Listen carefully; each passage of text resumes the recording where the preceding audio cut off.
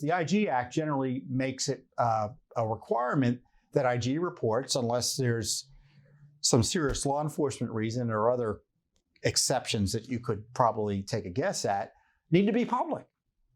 And once they're public, you can't make them unpublic. I mean, that's what he's referencing.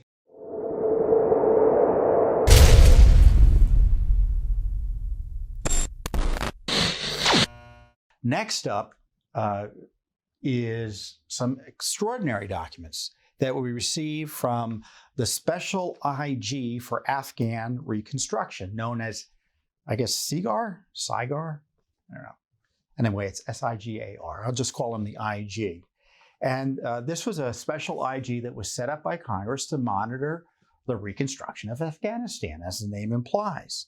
And they gave us documents the other day showing that the IG objected strongly to the Biden administration's order to scrub IG reports from the internet that they had come up with, detailing the not only the expenditures in Afghanistan, totaling, last I checked, was $146 billion in terms of training and equipment and things like that, but also waste, fraud, and abuse.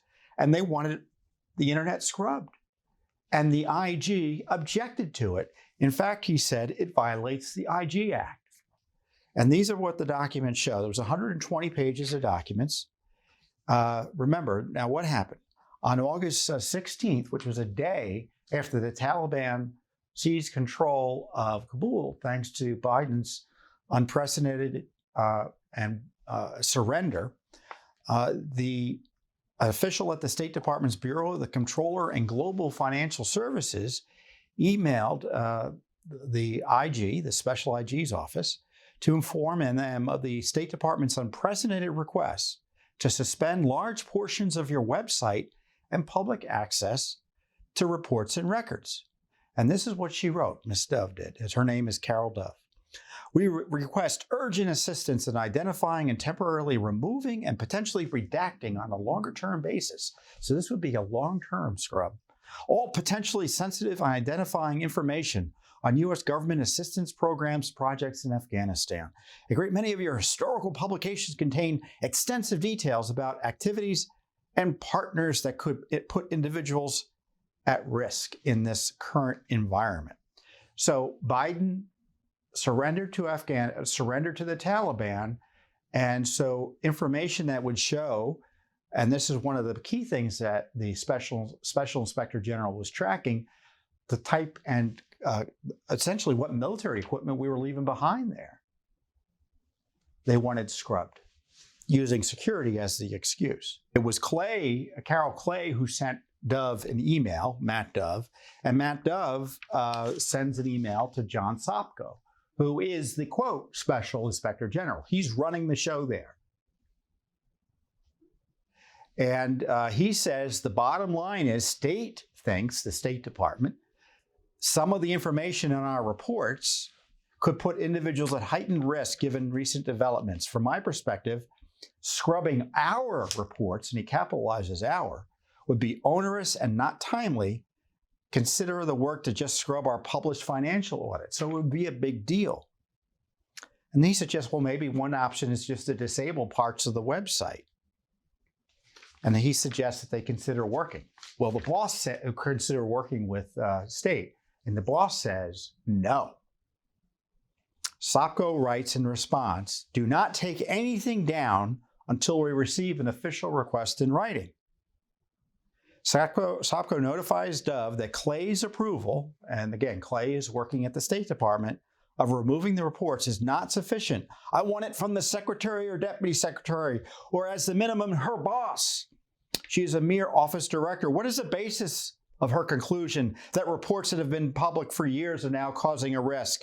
I repeat, do not pull anything down until we get a better and more authoritative request. Again, he writes in another email, let me repeat, do not do anything on her request until and unless we receive something in writing from her boss or a senior political appointee.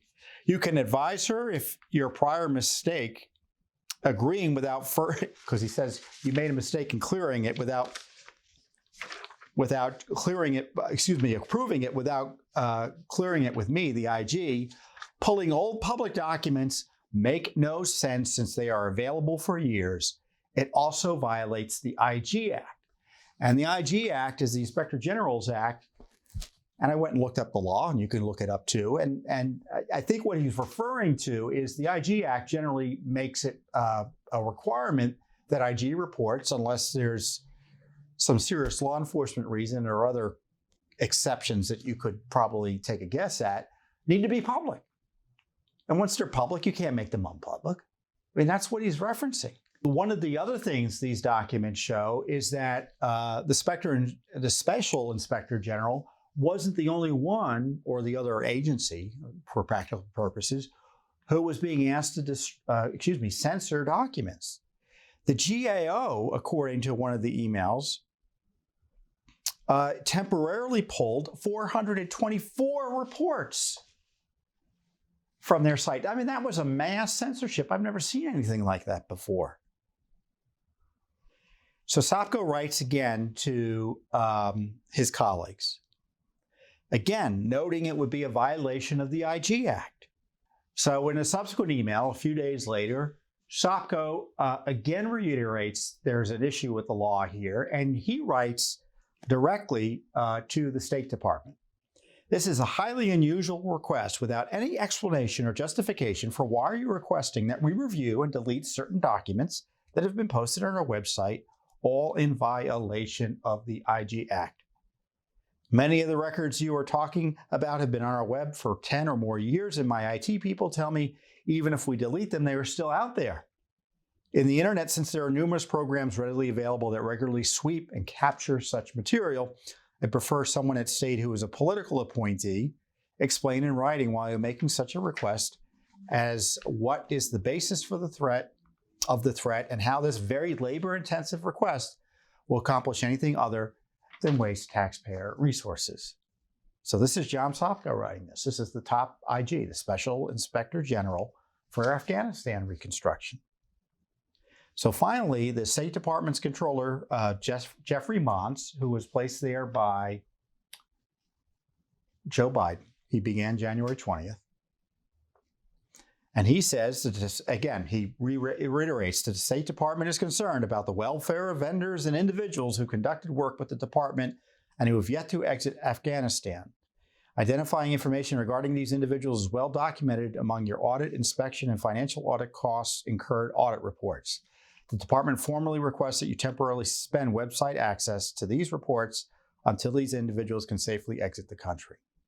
We acknowledge that the information has already been made publicly available, but we have reason to believe that this week's events represent extraordinary circumstances of heightened risk, and temporarily removing access to reports with identifying information could possibly shield some of these individuals from harm. The potential benefit of keeping state partners out of harm's way during these evacuations far exceeds the temporary loss of access to SIGAR reports, and we hope that you will help us do what we can do to make the situation safer for our partners. So their view is, and I fairly lay it out here, is that they had a security issue and they needed the reports, but the reports are public.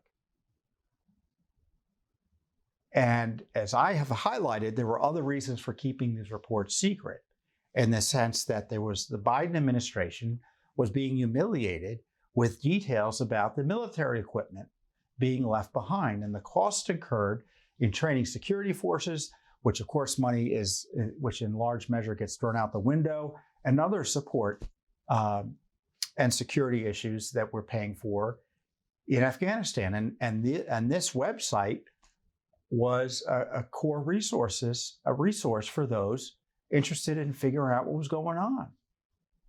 So sure enough, without telling anyone, they took the stuff down. So Sopko caved and they took some materials down. I'm not sure if all the materials have been put back up because the process is secret.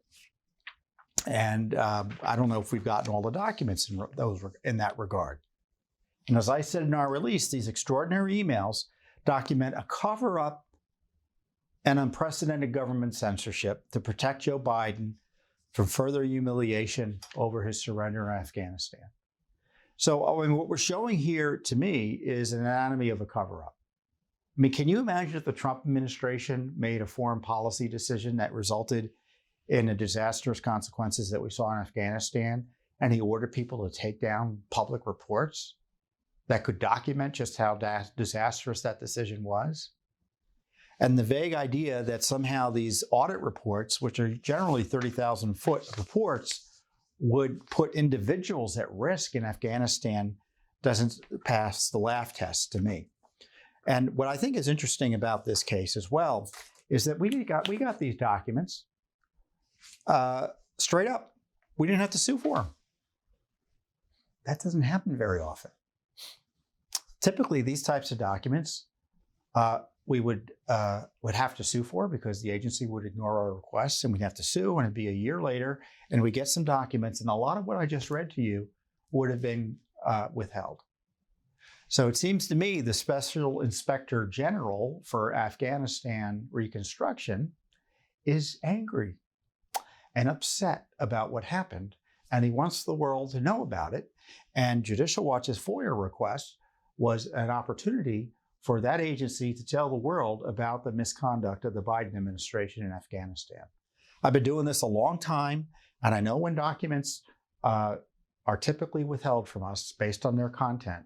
And this is the type of information that is typically withheld. It doesn't have to be withheld because it's not national security related, but it's typically withheld because it's just what it is. It's embarrassing.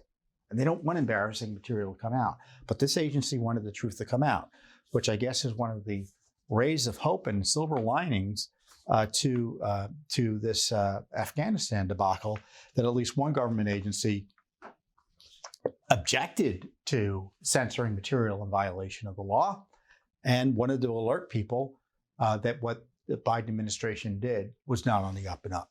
Thanks for tuning in. Be sure to subscribe to our YouTube channel to catch all the latest news from Judicial Watch.